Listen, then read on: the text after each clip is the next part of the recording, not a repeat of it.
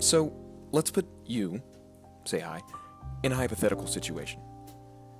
Say you're walking along and on your journey a man in obvious need of food stops you. "Please," he starts, "do you have any spare change?" What does your mind immediately go to? Is it, no, he's going to use my money for drugs or alcohol or something like that?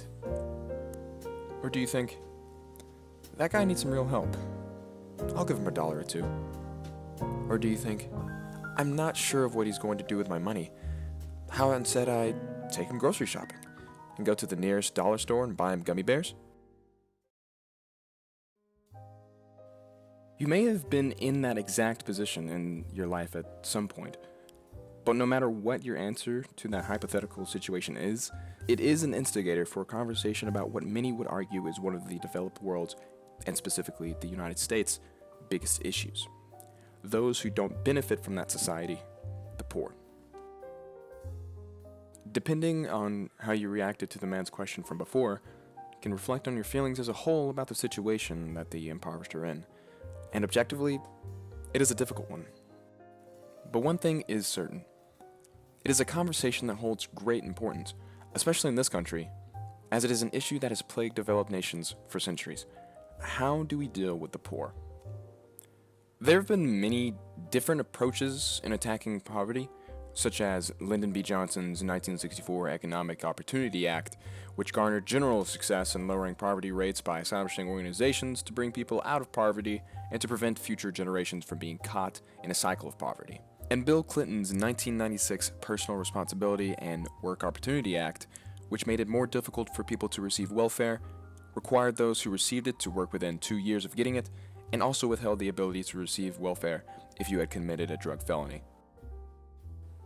Many critics of the law stated that it heavily put the blame on the individual and lacked any consideration for familial responsibilities such as child rearing or elderly care.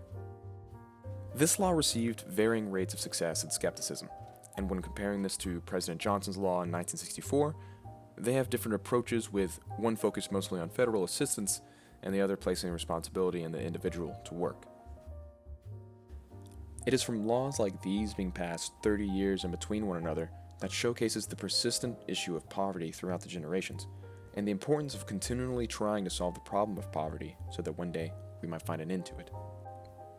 Whether you support welfare or don't, agree or disagree with the laws passed in response to poverty in their entirety, it is an important discussion to have and continue to have, as it not only most likely affects someone close to you, but the entire country and populations of millions of people who live here. It would be beneficial to everyone to give it some thought, create conversations about it, and to keep it fresh on our minds, as one day you might be asked if you can spare some change, but you have some time to think before then.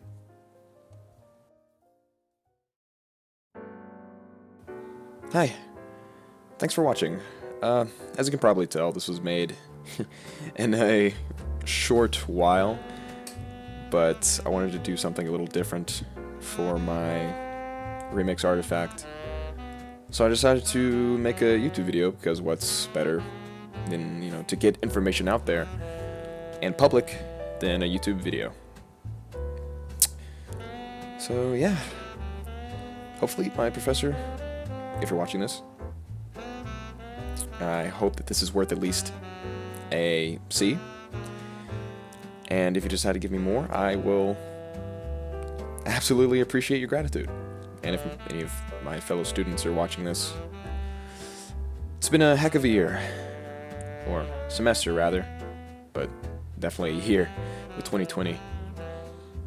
But yeah, I just want to thank you for watching, and bye.